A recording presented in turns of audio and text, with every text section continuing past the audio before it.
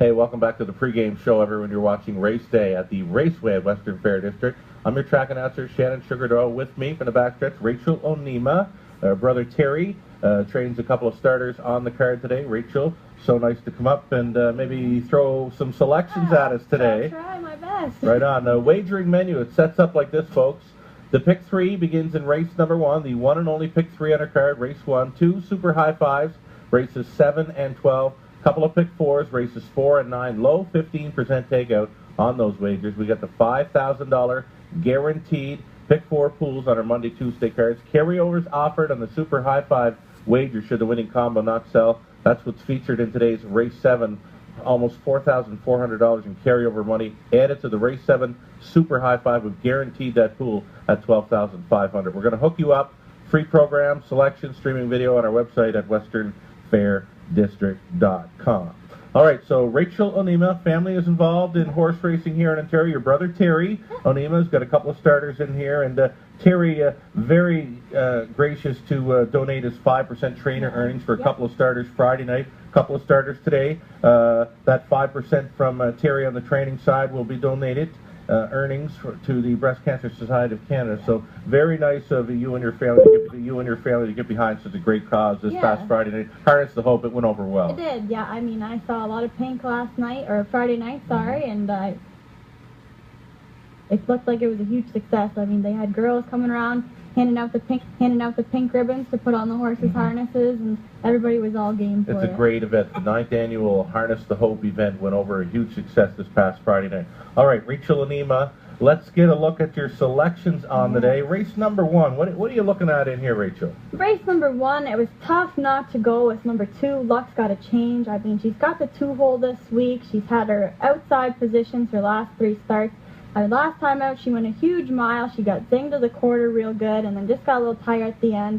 So with the inside position this week, I got to go with Luck's Got to Change. Yeah, and I just spoke briefly with Nick Stewart. Nick Stewart liking this mare today. Yeah. So key in on that 2-horse in the first race, ladies and gentlemen. Over into race number 2, you're eyeing up number 5 pretty hot, as will a lot of people here. This was ties for 3 in a row, right? Yeah, I mean, it's her name says it all. She has been nothing but hot this last couple outings. She's 2 for 2 in this class since making the transition from Flamborough to London, and she ran a big mile last week in 59 and 2 over an off track here, so it's tough not to like her too. And we could be looking at a bit of an off track there today, as mentioned. Yeah, so we had some rain here in London. We did. We had over in there, the race number 3, we got a scratch with number 2. The 2 is coming out. You're looking at the 6. All the ladies for Anthony Hahn. Hahn was the winner here yesterday. Yeah. I mean, Meg Crone and Anthony Hahn, dynamic duo. This mare's coming in off a nice qualifier at Mohawk. She did pace in 59 and 3 over Grand River. It's a little slower here, so I mean, if she can deal with the 6-hole, she's a 2-year-old filly. I'd like to see her get right up there for the picture. All right, race 3, number 6, all the ladies. Onima's on that one. Over into race number 4 to begin today's early pick 4. You're liking this 4, Certain Smiley at 9 to 2. Decent value on that one. Yeah, I mean, I like her. She's looks to be, she's not a homebred, but she's trained by local Don Beatson. She's raced in this class. She's had 2 thirds, 2 minutes, her last 2 starts. I mean, I looked at the number 6 Starlight Violet. She's moving up a class, so I had to go with number 4, Certain Smiley. Right on, nice play there. Over into race number 5, you're going to the inside. One of your favorites here in Insincerity. Yes, it's tough. Insincerity, I love watching this mare race. Off the rail, I've had to race against her having the rail, and I said to the driver, I said, go to the front, and he looked at me and he said, Insincerity has the rail, and you want me to do that? And I kind of regretted saying it afterwards, but Insincerity with the rail, I got to go with her. She's awfully tough on the inside against those types. Race 6, you're on to the 4, Lenny Mack here, the morning line favorite. Yeah, I mean, this was a tough race to pick. I mean, it was just one day. Lady is a Pirate, Lexus Hawkeye. Those are horses that it's hard to overlook them. Erin Hall, she's another one too. But Lenny Mack, Robert McIntosh, she win in Mohawk over 57. Trotted in 2 minutes last quarter in 29 and 3 over Flamborough. Yeah. I had to go with hers. With the 4-hole too, it's going to be a nice spot to have for tonight. Bob Mackey shows up in London and they're usually good to go, right? So over into race number 7. This is the one, the super high 5 play. Some carryover money added there. Number 9, Big Diva. Tough to ignore that one. Yeah, once again, another David Gage trainee. She's looking to go 3 in a row. I mean, she's been 2 for 2 in this class as well.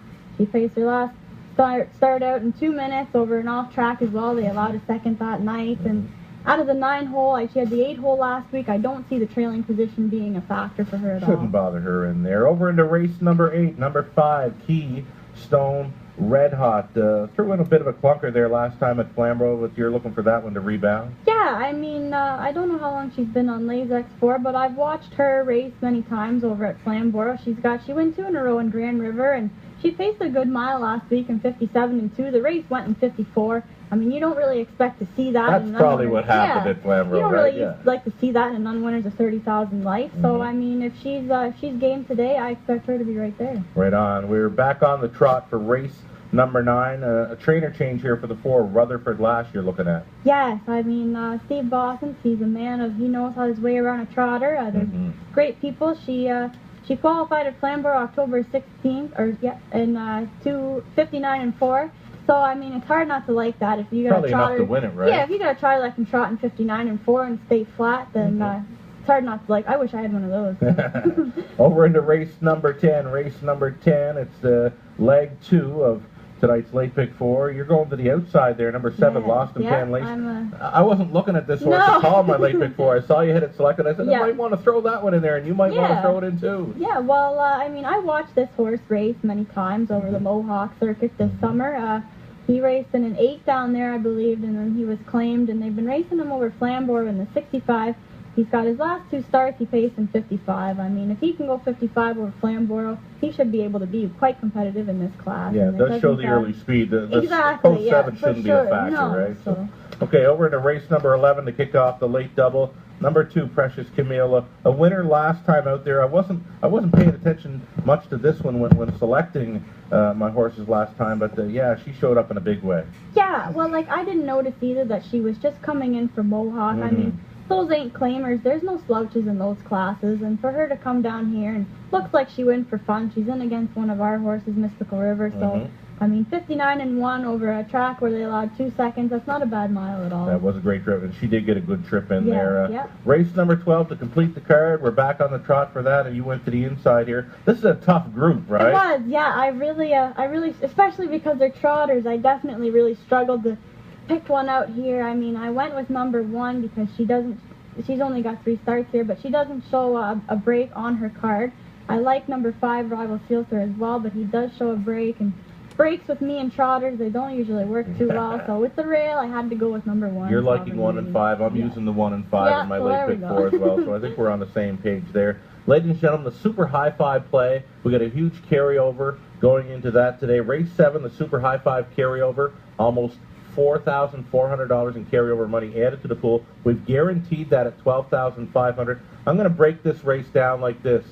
Once again, the Super High 5 carryover, there's the money, almost $4,400. It's a guaranteed pool of $12,500. Here's what I see setting up here. Number 1, Campus Cutie, an improved post there and facing easier. Number 3, Electric Intentions, another one. I think you got to respect the class driver. Number 8, Alice's Wonderland. Follows out the speed there. Got to beware of that one. And number 9, Big Diva, as Rachel mentioned, tries to make it 3 in a row for a hot trainer there from that trailing spot, number 9. I think you can key in on those ones. I'm going to put the 1, 3, 8, and 9 for first, second, and third, and then go for fourth and fifth with the 1, 3, 4, 5, 8, and 9. If you want to play it the way it looks on the screen, that's Super High 5. Nice wager, nice race to take a kick at the can at for some big money. It's going to cost you $57.60 if you want to play it the way it looks on the screen for 20 cents. Recapping pick 3s, pick 4 plays. Let's do this, guys. The pick 3 kicks off in race number 1. There you see it. And the way it looks on the screen, if you want to play it like that, it's going to cost you $9 even. The early pick 4 kicks off in race number 4. Race number 4, go to the 2, 4, 5, 6. Race 5, it's preferred 3 fillies and mares. You've got Insincerity and Rachel Olivia, the inside post there. Over the 1, 3, 4, and 8 and the 6. 1, 3, 9 to complete it. That 20 center is 28.80. The late pick 4 kicks off race 9. Remember, race 9 kicks off our late pick 4. Go to the 1, 4 in the 9th, 1, 4, 7, 8 in the 10th. Hit the all button in race 11 and complete it with that 1 and 5 in the 12th race trot. $25.60 to play that one the way it looks. Yeah, cameraman, what do you got going on today? Cameraman, he was looking for a bit of a Halloween theme, and he found Lady is a Pirate. in race number 6, trying to take down my HPI play of the day and number 1 just one day. So, yeah, great job there, cameraman, and shout-outs, Rachel. Yeah, me and my friend Amy O'Toole, we'd just like to give a shout-out to our friend Vinny down in Australia, and you're welcome, Amy. And my mom and dad, they're out in the paddock tonight helping us out, and my owners and everybody else that's helped us out along the way. Right on, and great job on the show tonight, Rachel, and best of luck going forward, and best of luck to you when playing the raceway tonight. Check us out on our website, westernfairdistrict.com, for race program downloads, selections, news, so much more. Follow us on Facebook, YouTube, and Twitter. Send your comments or suggestions to our raceway manager, G. Blanchard, at westernfairdistrict.com. Hit me up anytime, sdoyle at westernfairdistrict.com, and you can follow me all day long on Twitter at Sugar Doyle. Follow Rachel as well at Rachel Olima on Twitter. Good luck, everyone.